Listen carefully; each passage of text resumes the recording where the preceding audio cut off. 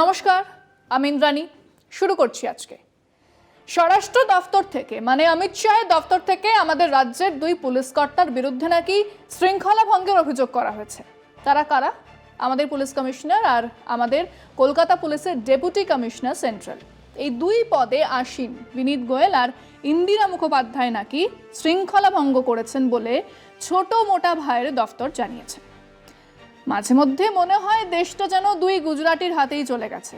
দেশে গণতন্ত্র নেই, সংবিধান নেই।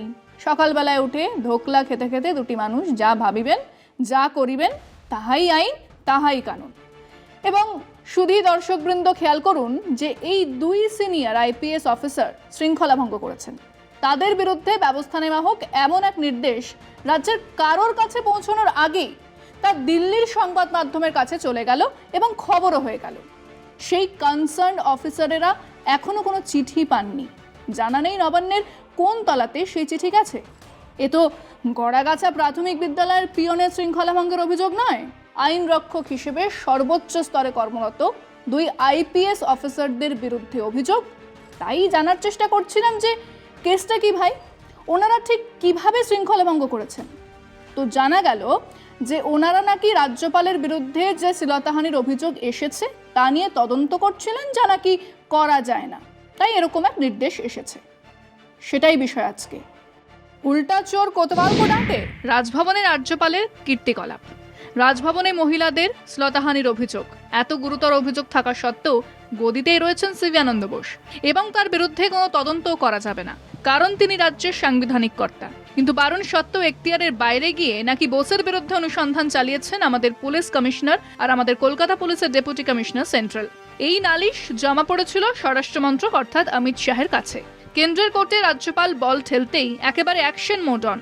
বিনীত গোয়েল আর ইন্দিরা মুখোপাধ্যায় নাকি শৃঙ্খলা ভঙ্গ করেছেন, তাই অতি তৎপর কেন্দ্রের নির্দেশ, সিপিডিসি সেন্ট্রালের বিরুদ্ধে রাজ্যকে ব্যবস্থা নিতে হবে। যার বিরুদ্ধে অভিযোগ সে গদিতে বসে সংবিধানের জ্ঞান দিয়ে যাবেন, আর অভিযোগের ভিত্তিতে জিজ্ঞাসাবাদ করলে একেবারে অপসারণের দাবি উঠবে পুলিশ কর্তাদের বিরুদ্ধে।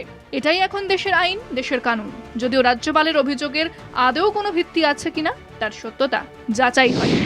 কোনো রাজ্যে আইনের শাসন একেবারে ভোগে চলে গেলেই একমাত্র চোর উল্টে মন্ত্রী কোতোয়ালদের বকাবকি করে।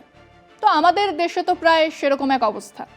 দোষী আমাদের পয়সায় গগলস পরে হিল্লি দিল্লি ঘুরে আমাদের রাজ্যের খরচে দেখরেখ হওয়া বাসভবনে বসে চোখ রাঙাচ্ছেন, দেখে নেব, বুঝিয়ে দেব। হ্যাঁ, আমাদের রাজ্যপালের কথাই বলছি। তিনি আমাদের নির্বাচিত মুখ্যমন্ত্রীকে রাজভবনে ঢুকতে দেবেন না বলেছেন। তারপর থেকে ওনার হুকোপানি বন্ধ হওয়া উচিত তা নয়, তিনি অভিযোগ করছেন, আর সেই অভিযোগের ভিত্তিতে আমাদের রাজ্যের সিনিয়র মোস্ট দুই পুলিশ অফিসারকে শৃঙ্খলা ভঙ্গের অভিযোগে জড়ানো হচ্ছে। আসুন একবার বিষয়টা খতিয়ে দেখা যাক। এক মহিলা যিনি রাজভবনে কাজ করেন, তিনি কাঁদতে কাঁদতে রাজ্যপালের দফতর থেকে বেরিয়ে এসে শ্লীলতাহানির অভিযোগ করছেন। তার রাজ্যপাল কোন নাড়ুগোপাল যে তার বিরুদ্ধে অভিযোগ করা যাবে না? সংবিধানের কোথায় কথা বলা হয়েছে? তিনি অভিযোগ করলেন এবং সেই এফআইআর দায়ের হলো। কোথায় বলা আছে যে একজন মহিলা শ্লীলতাহানির অভিযোগ করছেন এবং তার অভিযোগ রাজ্যপালের বিরুদ্ধে হলে নেওয়াই যাবে না? সংবিধান রাজ্যপালকে একটা রক্ষা কবচ দিয়েছে। কি সেটা? সেটা হলো তার বিরুদ্ধে কোনো অভিযোগ দায়ের করার আগে রাষ্ট্রপতির অনুমোদন লাগবে। কোথাও বলা নেই যে কেউ তার বিরুদ্ধে এফআইআর করলে সেই এফআইআর নেওয়া হবে না। একজন মহিলা বলছেন শ্লীলতাহানি হয়েছে, পুলিশ বলবে না আমরা অভিযোগ নিতেই পারবো না, এটাই বরং আইন বিরুদ্ধ। তো এখানে কি হয়েছে? একজন মহিলা শ্লীলতাহানির অভিযোগ করেছেন, তার অভিযোগ নেওয়া হয়েছে, তার তদন্তও চলছে, সেটাই তো স্বাভাবিক। সংবিধান কি কোথাও অপরাধের অভিযোগ এলে তদন্ত করতে মানা করেছে? সেরকম কোনো নিষেধাজ্ঞা আছে নাকি? মহিলা অভিযোগ করবেন, তাকে বলা হবে রাজ্যপালের সাংবিধানিক রক্ষা কবচ আছে, তারপর রাষ্ট্রপতিকে চিঠি লেখা হবে। আচ্ছা, কি লেখা হবে? সেই মেয়েটির বয়ান, তাই তো নেওয়া হয়েছে। এরপরে আর কি থাকতে হবে? থাকবে যে অভিযোগের প্রাইমা ফেসি ভিত্তি আছে কিনা। তো সেটা তদন্ত না করে কিভাবে বোঝা যাবে? স্বাভাবিক বোধবুদ্ধি বলে দেয় যে অভিযোগ নেওয়া হবে, তদন্তও চলবে, কেবল রাজ্যপালের বিরুদ্ধে কোনো মামলা রুজু করা যাবে না। শ্লীলতাহানির অভিযোগ এলেই যেমন ঘাড় ধাক্কা দিয়ে লকআপে ঢোকানো হয় সেটা হবে না এই পর্যন্ত। আর হ্যাঁ, সেটাই হবে যদি সাংবিধানিক রক্ষা কবচটা উঠে যায়। সেটা নিয়েই নার্ভাস, আর তাই চোরের মায়ের বড় গলা। আমরা আমাদের দর্শকদের জিজ্ঞাসা করেছিলাম, যার বিরুদ্ধে শ্লীলতাহানির অভিযোগ তাকে অবিলম্বে রাজ্যপালের পদ থেকে না সরিয়ে যারা সেই শ্লীলতাহানির অভিযোগ নিলেন সেই দুই সিনিয়র আইপিএস অফিসারের বিরুদ্ধে শৃঙ্খলা ভঙ্গের অভিযোগ তোলা হচ্ছে। আপনারা কি মনে করেন? শুনুন তারা কি বলেছেন। আগে ভারতীয় সংবিধান অনুযায়ী রাজ্যপাল নিরপেক্ষ হওয়ার কথা, কিন্তু বর্তমান পরিস্থিতিতে বিজেপি যেদিন থেকে ভারতবর্ষের বুকে রাজত্ব করছে সেদিন থেকেই রাজ্যপাল আর নিরপেক্ষ নয়। উনি যে অন্যায়টা করেছেন সেই অন্যায়টা ওই দুজন পুলিশ অফিসারের ঘাড়ে চাপিয়ে উনি ওনার ক্ষমতার অপব্যবহার করছেন, এটা বলে আমি মনে করি।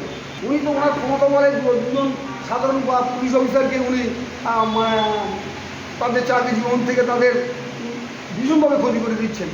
এটা পুরোপুরি 100% তদন্ত হওয়া উচিত। রাজ্যপাল পদটা তো সিলেক্টেড, নট ইলেক্টেড। ওটা তো সিলেক্ট করে পাঠানো, যে পাঠাবে তার তো কথা বলবি, তার কথাই বলবি। সংবিধানের এই ইমিউনিটি থাকা সত্ত্বেও যেভাবে হচ্ছে কলকাতা পুলিশ শ্লীলতাহানির ঘটনাকে কেন্দ্র করে তদন্ত শুরু করেছে, এনকোয়ারি শুরু করেছে, এটা হচ্ছে সংবিধানের বিরোধী। ভারতীয় সংবিধান এটাকে অনুমতি দেয় না, পারমিট করে না। আমি তো এটাই মনে করি, যদি রাজ্যপাল সত্যি দোষী হয় বা যদি সত্যি এটা করে থাকে, তো রাজ্যপাল তো সংবিধানের উপরে নয় যে রাজ্যপাল বলে তাকে স্পেশাল কবচ দেওয়া হবে আর সে আইপিএস অফিসার বলে সে কবচ পাবে না, সেটা তো নয়। আইপিএস অফিসার সে তার কাজ করছেন, তো সে যদি তার কাজ করেন সেখানে তাহলে রাজ্যপাল তাহলে সে কাজ করতে আটকাচ্ছেন, তার মানে আমার মতে তাহলে রাজ্যপাল কিছু দোষ করেছেন। সেটা তো উদ্দেশ্য প্রণোদিতভাবেই হচ্ছে। এনকোয়ারি নিশ্চয়ই হবে, এনকোয়ারি তো করতেই হবে। অভিযোগ সত্যি হোক বা মিথ্যে হোক, যাই হোক, অভিযোগ জয়ী হয়ে যাবে, সঙ্গে সঙ্গে তো এনকোয়ারি করতেই হবে। এনকোয়ারি না করলে কী করে হবে? যাদের বিরুদ্ধে শৃঙ্খলা ভঙ্গের অভিযোগ করা হচ্ছে সেটা তো এখনও প্রমাণ হয়নি যে সেটা সঠিক কি বেশি। এটা তদন্ত হওয়া উচিত বলেই মনে হয়। অভিযোগটা যার বিরুদ্ধে তাকেই তো সামনে আনা দরকার।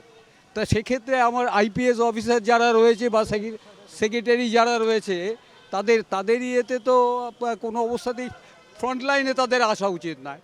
তাদের মাধ্যমে হয়তো কোনো এনকোয়ারি দ্যাটগুলো যেটা দপ্তর থেকে করা দরকার সেটাও হতে পারে, কিন্তু যেখানে রাজ্যপালের বিরুদ্ধে অভিযোগ, সেই সরাসরি সেই অভিযোগটা যাতে প্রমাণিত হয় যে ওটা ঠিক বা বেঠিক, সেটাই তো করা দরকার। তো সেই জায়গাটাই তো এখানে একটা জটিলতা তৈরি হলো। পশ্চিমবঙ্গ একটি সংস্কৃতি পরায়ণ রাজ্য। এই রাজ্যে বড় বড় মনীষীরা, স্বাধীনতা সংগ্রামীরা জন্মগ্রহণ করেছেন, যারা শুধু বাংলা ভারতবর্ষকে নয় বিশ্বকে আলোকিত করেছেন তাদের জ্ঞান, বিজ্ঞান, শিক্ষা, সংস্কৃতির মধ্যে দিয়ে। সেখানে এই ধরনের অভিযোগ অত্যন্ত অনভিপ্রেত এবং দুর্ভাগ্যজনক। যে অফিসার ছিলেন তাকে না বুঝেই তার নামেই শৃঙ্খলা ভঙ্গের আনা হচ্ছে, আমার মনে হচ্ছে এটা ঠিক না। এটা যেই করুক না কেন, এটা তার একটা নিজস্ব একটা গাজোয়ারেমি একটা দিক চলে আসছে। কি বলো, যেটা হচ্ছে সেটা ঠিক হচ্ছে না। যেটা সুস্থভাবে একটা জিনিস যেটা হওয়ার দরকার সেটা সঠিক তথ্যটা বেরিয়ে আসুক, এটাই দরকার। কেন রাজ্যপালের বিরুদ্ধে এত বড় একটা অভিযোগ, পশ্চিমবঙ্গের মতন এটা নতুন ঘটনা, এটা খুব বাজে ব্যাপার। এটা যারা দোষী তাদের শাস্তি, তাই আমি আর কিছু বলার নেই। যারা সিনিয়র অফিসার নিয়েছে তারা বিষয়টা এগুলো সম্পূর্ণ তো বিচার বিভাগীয়, এইগুলো আমাদের বিশ্লেষণ করার থেকে তেনারাই যারা এই বিষয়ে তদন্ত করছে তারাই সেই বিষয়গুলো ভালো করে ব্যক্ত করতে পারে। আসলে ব্যাপারটা হচ্ছে রাজ্যপাল নিজের জামার কালিটা ওই জামা অন্য কাউকে পরিয়ে দিয়ে নিজের নিষ্কৃতি পেতে চাইছে। এটা কিন্তু সভ্য সমাজে মোটেই উচিত নয়। রাজ্যপালের গরিমা রাজ্যপাল নষ্ট করছে, রাজ্যের মান সম্মান ভুলণ্ঠিত করছে। তারা জানেন যে তার রক্ষা কবচ রয়েছে, তার বিরুদ্ধে এইভাবে কেস করা যায় না, তারা ভালো করে জানেন, তাদের ট্রেনিংয়ে বা ওয়ার্কশপে এগুলো ভালো করে শেখানো হয়েছে। তার সত্ত্বেও একজন আইপিএস অফিসার যারা হয়েও যদি এরকম কাজ করে তাদের বিরুদ্ধে অবশ্যই আমি বলবো কেন্দ্রীয় স্বরাষ্ট্র দপ্তর শৃঙ্খলা ভঙ্গের অভিযোগ আনা উচিত। এটা আমার মনে হয় সেটা একেবারেই গ্রহণযোগ্য নয়, কারণ সত্যিকারের কারো বিরুদ্ধে যদি এই ধরনের অভিযোগ হয়ে থাকে, ইম্পার্শিয়ালি বলতে গেলে তার বিরুদ্ধে প্রশাসনিক ব্যবস্থা নেওয়াটা উচিত ছিল। এবং যারা তদন্ত করছেন তাদের সাথে সহযোগিতা করাটাই সাধারণ নাগরিক হিসেবে এটা আমার মনে হয় এটাই হওয়ার দরকার ছিল। যদি সেটা অন্যরকম হয়ে থাকে সেটা গ্রহণযোগ্য নয় বলেই আমার মনে হয়। এই এক আজব নোংরামি চলছে। দুজন মহিলা শ্লীলতাহানির অভিযোগ এনেছেন এই রাজ্যপালের বিরুদ্ধে।